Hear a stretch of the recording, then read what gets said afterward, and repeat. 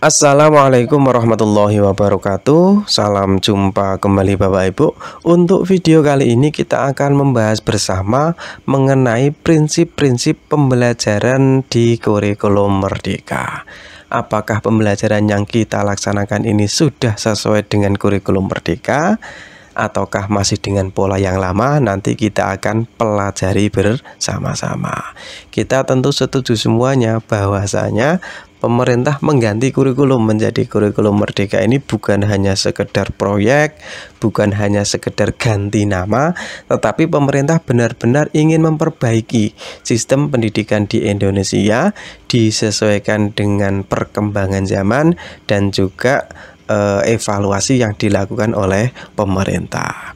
Dan kita tentu juga setuju semuanya bahwasanya kunci keberhasilan sebuah sistem pendidikan itu ada pada prosesnya, ada pada proses pembelajaran yang terjadi di kelas-kelas. Sebagus apapun kurikulumnya, sebagus apapun programnya, kalau pembelajaran yang dilaksanakan di kelas-kelas belum maksimal, masih dengan pola pikir yang lama, masih dengan paradigma yang lama, tentu saja outputnya juga tidak maksimal. Hanya sekedar ganti nama, hanya sekedar ganti administrasi saja. Untuk itu, supaya nanti pembelajaran lebih maksimal, kita simak bersama video ini.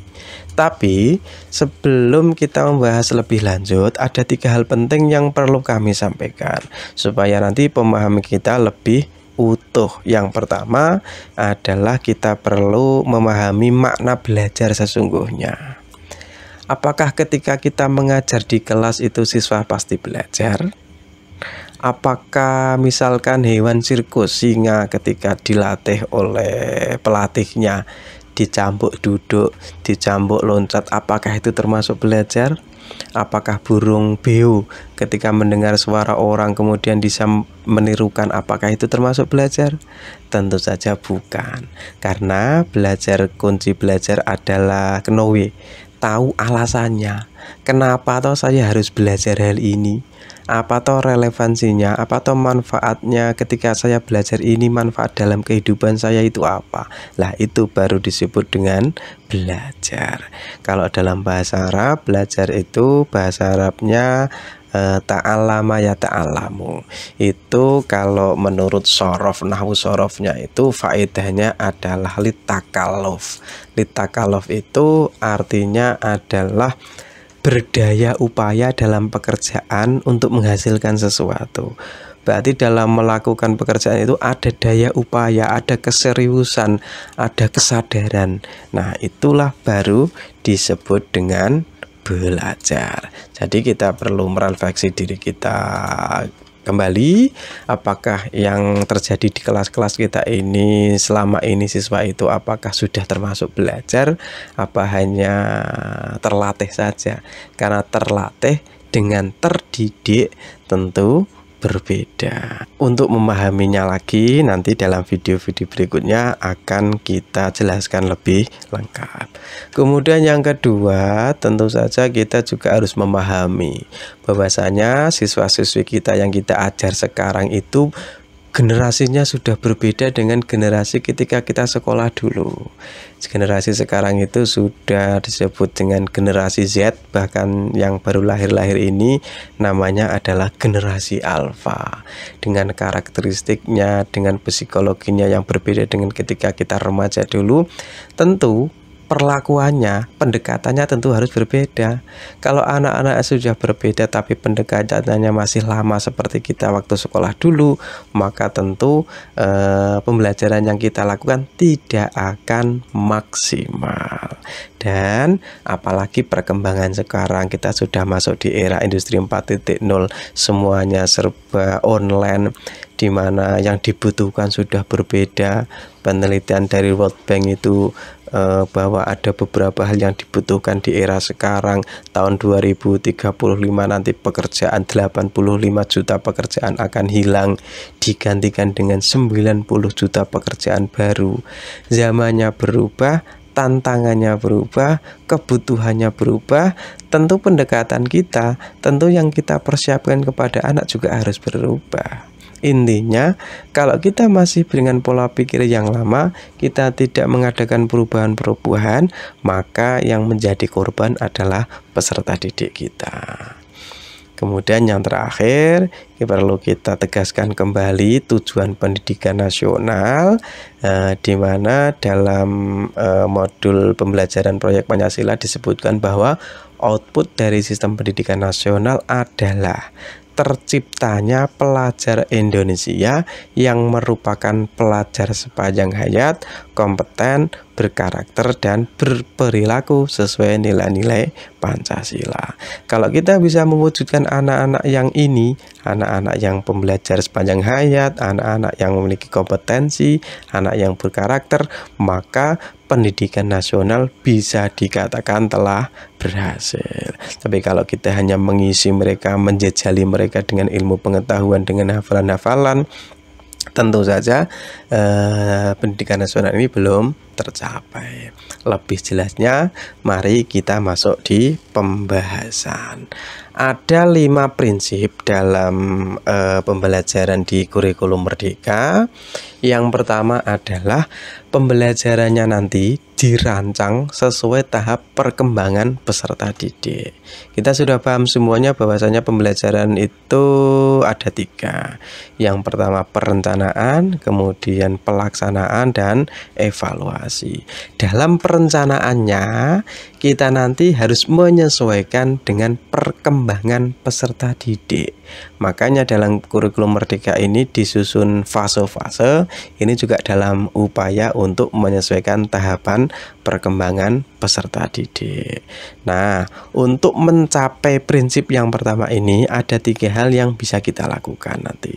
Yang pertama adalah melakukan asesmen diagnostik, yaitu melakukan penilaian di awal atau sebelum pembelajaran. Ibarat seorang dokter, ketika ada pasien masuk, tentu saja tidak langsung dikasih resep, tidak langsung disuntik, tidak langsung dikasih obat, tapi didiagnosa terlebih dahulu. Kebutuhan dia itu apa? Keluhan dia itu apa? Nah, setelah didiagnosa, baru pasien tadi diberi resep, diberi obat. Kita sebagai guru juga seperti itu, tidak langsung serta-merta memberi materi anak sesuai dengan kurikulum yang ada. Kita jejali, paham tidak paham, pokoknya kita sampaikan. Tidak ada manfaatnya, tidak ada dampaknya ke siswa. Justru anak merasa tertekan. Mungkin gara-gara itulah kenapa anak-anak lebih suka bermain, tidak menikmati belajar, tidak suka dengan sekolah. Untuk itu dalam kurikulum Merdeka nanti, sebelum kita melaksanakan pembelajaran, kita melakukan yang namanya asesmen diagnostik. Bagaimana bentuknya, bagaimana pengertian lengkapnya, nanti di video yang lain. Yang jelas, dalam asesmen diagnostik nanti kita akan menggali profil siswa, gaya belajarnya siswa seperti apa, latar belakang peserta didik itu seperti apa, orang tuanya kerjaannya apa, hobinya apa, cita-citanya apa, sehingga nanti kita bisa memberikan pembelajaran yang sesuai dengan minat siswa, tidak sesuai dengan kita, tapi sesuai dengan kebutuhan siswa, termasuk materi prasyaratnya. Ketika kita akan mengajarkan perkalian, anak bisa paham perkalian kalau anak itu sudah paham penjumlahan. Ternyata di diagnostik itu anak belum paham penjumlahan, jadi kita ajar perkalian sebanyak apapun ya tidak bakal paham. Makanya nanti ada langkah-langkahnya. Hasil dari asesmen diagnostik nanti akan kita olah menjadi perencanaan dalam pembelajaran. Lebih jelasnya nanti akan kami buatkan video tentang asesmen diagnostik. Kami sudah membuatkan 5 judul ya untuk asesmen diagnostik ini sendiri, nanti akan kami sajikan. Kemudian yang kedua nanti, supaya nanti pembelajaran yang kita lakukan itu sesuai dengan perkembangan anak, maka kita modul ajar yang kita susun, RPP yang kita susun, maka nanti harus kita sesuaikan. entah tujuannya, entah alur tujuan pembelajarannya, medianya, metodenya, nanti kita sesuaikan. Dan yang ketiga, ada istilah juga nanti kita melakukan pembelajaran berdiferensiasi. Karena di dalam kelas itu tidak seragam, kebutuhannya berbeda, latar belakangnya berbeda, materi prasyaratnya berbeda, maka nanti kita lakukan pembelajaran berdiferensiasi. Tipsnya seperti apa juga tidak bisa kami jelaskan di sini karena masih banyak pembahasan yang lain nanti di video yang lainnya. Paling tidak dalam pembelajaran berdiferensiasi ini anak-anak yang melebihi rata-rata nanti kita beri pengayaan, kemudian anak-anak yang di bawah rata-rata nanti kita meluangkan waktu untuk memberi jam tambahan pada anak-anak yang kekurangan ini supaya nanti bisa mengikuti pembelajaran berikutnya. Mungkin setelah yang lainnya pulang kita tambah setengah jam atau 1 jam untuk anak-anak menambal kekurangannya supaya nanti pembelajarannya benar-benar bisa berlaksana dengan maksimal. Itu yang pertama, dirancang sesuai tahap perkembangan peserta didik. Kemudian yang kedua adalah dirancang dan dilaksanakan untuk membentuk pelajar sepanjang hayat. Kita tahu semuanya bahwasanya belajar itu tidak terbatas dinding-dinding ruang kelas. Anak-anak itu butuh belajar tidak hanya ketika sekolah, ketika di masyarakat, ketika setelah lulus, ketika dalam pekerjaan, mereka masih butuh belajar. Nah, supaya mereka menjadi pembelajar sepanjang hayat, tentunya kita harus menyajikan pembelajaran itu nikmat, pembelajaran itu asyik, pembelajaran itu menyenangkan, sehingga mereka cinta dengan pembelajaran, cinta dengan ilmu, sehingga dimanapun nanti mereka berkarir, mereka tetap akan menjadi pembelajar. Apalagi sekarang sumber-sumbernya itu banyak sekali, dari internet, dari YouTube, dari Google itu sudah banyak. Anak-anak kalau sudah cinta dengan ilmu, cinta dengan belajar, sampai kapanpun mereka akan tetap belajar. Apalagi dalam Islam sendiri juga belajar adalah utlubul ilma minal mahdi ilal lahdi. Mencari ilmu itu dari turun buayan sampai masuk ke liang lahat sepanjang hayat. Supaya prinsip kedua ini nanti bisa berjalan dengan maksimal, supaya terbentuk pelajar yang pembelajar sepanjang hayat, maka ada 3 tipsnya.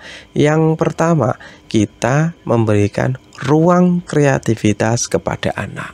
Dalam proses pembelajaran nanti kita beri ruang kreativitas, kita beri pertanyaan pembuka yang sifatnya terbuka. Supaya apa? Supaya ada banyak variasi jawaban dari semua anak. Nanti kita beri kesempatan untuk menjawab sesuai dengan versi mereka, sesuai dengan kreativitas mereka, dan semua jawaban kita beri apresiasi. Untuk yang tidak berani kita beri stimulus, dan apapun jawaban anak-anak itu nanti kita beri apresiasi. Jangan sampai kita melabeli anak bodoh. Jawaban salah, kamu bodoh, enggak boleh. Kita beri semuanya, kita beri apresiasi.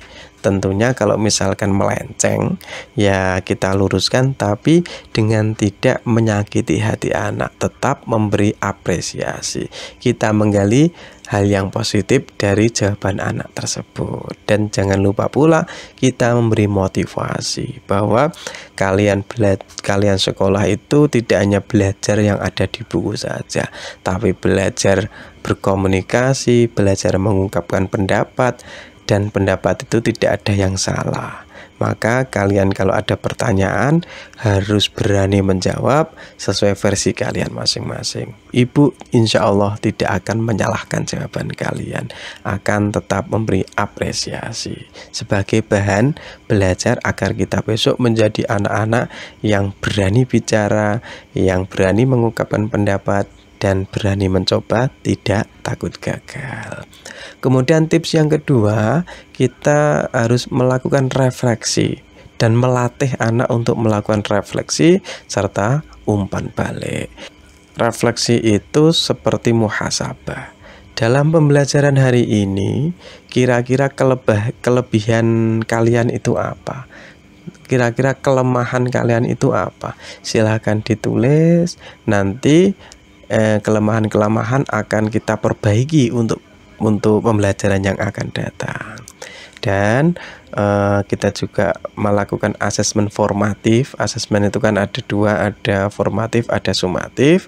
Asesmen formatif adalah penilaian yang dilakukan untuk memperbaiki proses pembelajarannya. Kalau sumatif itu nanti di akhir pembelajaran, yang biasa berupa penilaian semesteran atau penilaian akhir tahun. Dan yang ketiga, supaya anak nanti menjadi pembelajar sepanjang hayat, maka variasi tugas dan aktivitas yang kita berikan itu harus bervariasi. Ketika kita nanti memberi pekerjaan rumah bukan untuk membebani siswa, tetapi memang mengajarkan siswa supaya mereka itu suka belajar. Di rumah tetap belajar, bahwa belajar itu tidak hanya di sekolah saja, di rumah pun anak perlu belajar. Maka kita kasih pekerjaan rumah, kita kasih tugas mandiri, tapi sesuai dengan beban belajar masing-masing. Anak yang pintar ya kita kasih tugas yang menantang. Anak yang belum begitu memahami kompetensi ya kita sesuaikan tugas yang kita berikan. Jangan sampai kayak selama ini tugasnya itu sama, memberatkan anak-anak, yakin tidak belajar. Justru malah anak-anak itu berlomba untuk mencari jawaban. Mungkin nyontek temannya, nyari ke sana ke sini dari temannya, dan tidak ada proses pembelajaran di sana. Mereka hanya mengandalkan temannya, terbiasa manja, terbiasa mengandalkan orang lain, tidak mau berusaha. Tapi kalau kita sering memberi apresiasi, kita sering memberi motivasi, kita kasih pemahaman bahwa sekolah itu adalah sebuah proses, dan tugas yang kita lakukan itu tidak membebani siswa, meskipun tetap harus menantang, maka siswa insya Allah akan mengerjakan tugasnya masing-masing, sehingga nanti harapan kita membentuk pembelajar sepanjang hayat ini bisa terwujud. Kemudian prinsip yang ketiga adalah mendukung perkembangan kompetensi dan karakter siswa secara holistik. Ini persis sekali dengan kurikulum 13 kemarin, di mana penilaian itu tidak hanya pengetahuan saja, tapi juga ada sikap, ada keterampilan. Di dalam kurikulum Merdeka nanti juga sama, metode pembelajaran yang kita pakai juga nanti harus bervariasi. Dan tentunya supaya anak tidak hanya kenyang di pengetahuannya saja, maka pembelajaran nanti harus yang student center. Bukan zamannya guru itu menjadi pusat pembelajaran. Guru pada zaman sekarang itu fungsinya hanya sebagai pengantar, pendamping, fasilitator. Karena sumber belajar itu tidak hanya guru, apalagi sekarang zaman internet, semuanya ada di Google, semuanya ada di YouTube. Kita hanya sebagai fasilitator saja. Dan pastikan metode yang kita pakai ini banyak cooperative learning ya, yang kerjasama, bukan ceramah lagi. Dan juga pakai pendekatan saintifik, di mana di situ ada inquiry, ada problem based learning, ada project based learning. Itu kita pakai supaya anak-anak itu mengalami proses pembelajarannya, bukan hanya mendengarkan gurunya ceramah saja. Kemudian yang kedua adalah kita harus fokus pada muara utamanya, di mana muara utamanya kurikulum Merdeka ini adalah profil pelajar Pancasila. Sebagaimana yang kita sebut di awal tadi, bahwasanya output sistem pendidikan nasional adalah terbentuknya pelajar yang pembelajar sepanjang hayat, yang berkarakter, yang berperilaku sesuai dengan nilai-nilai Pancasila. Berarti proses apapun yang kita lakukan, di mana ada 6 dimensi profil pelajar Pancasila, proses apapun yang kita lakukan dalam pembelajaran adalah bermuara pada 6 itu ya. kemudian juga ada elemen dan sub-elemennya. Untuk profil pelajar Pancasila ini sudah kami sampaikan di video yang kedua, sudah 6 bulan yang lalu. Insya Allah lengkap detail, nanti Bapak Ibu yang belum melihat bisa dilihat di channel kami. Kemudian juga perlu kita yakini dan yakinkan ya, bahwa sekolah adalah miniatur kehidupan. Anak-anak itu silahkan ambil sebanyak mungkin ilmu. Ilmu itu ada dua ya, pengetahuan dan karakter, sebagai bekal kehidupan yang sebenarnya. Ibarat nanti kita hidup di masyarakat itu adalah hidup di lautan yang airnya dalamnya tidak bisa kita kira, yang ada angin, gelombang, ada badai. Sebelum anak-anak terjun ke lingkungan seperti itu, mereka ada waktu untuk berlatih di kolam renang yang berupa sekolahan. Di sekolah ini bukan hanya belajar yang ada di buku. Di sekolah ini bukan hanya belajar ilmu-ilmu yang hafalan saja, tapi belajar menyiapkan diri yang disiapkan dalam kehidupan nyata. Anak butuh dengan disiplin, anak butuh bersosialisasi, anak butuh berani mengungkapkan pendapat, anak butuh untuk berani mencoba, anak butuh sikap tidak pantang menyerah. Itulah yang harus dipelajari di sekolah, supaya nanti ketika anak-anak sudah lulus, anak-anak sudah siap untuk menjadi manusia yang seutuhnya. Kemudian prinsip yang keempat adalah pembelajaran yang relevan. Relevan itu sesuai dengan konteksnya, sesuai dengan lingkungannya, sesuai dengan budayanya. Jangan sampai kita mengajarkan itu anak-anak tidak ngerti. Untuk apa toh belajar ini? Apa toh manfaatnya untuk kehidupan saya? Nah, untuk pembelajaran supaya relevan ada 3 tips juga. Yang pertama, kita memakai metode contextual learning, yaitu mengaitkan pembelajaran sesuai dengan dunia nyata yang ada hubungannya dengan siswa, yang ada hubungannya dengan lingkungan sekitar, yang ada hubungannya dengan budaya sekitar. Sehingga pembelajaran yang kita lakukan lebih menarik, siswa lebih semangat karena merasa akan bermanfaat untuk kehidupannya. Dan tips yang kedua adalah berkolaborasi, melibatkan ahli sekitar. Misalkan ekonomi tentang bisnis, kita bisa mengundang pengusaha lele misalnya. Nanti kita bisa hadirkan di kelas sebagai guru tamu, atau bisa kita berkunjung ke sana supaya anak itu bisa melihat langsung di lingkungan itu yang berjalan itu apa. Misalkan pertanian, kita ambil petani. Misalkan lingkungan pesantren, kita ambil ustadz-ustadznya. Nah, dari situlah semakin yakin bahwa apa yang dipelajari anak-anak itu memang bermanfaat untuk kehidupannya.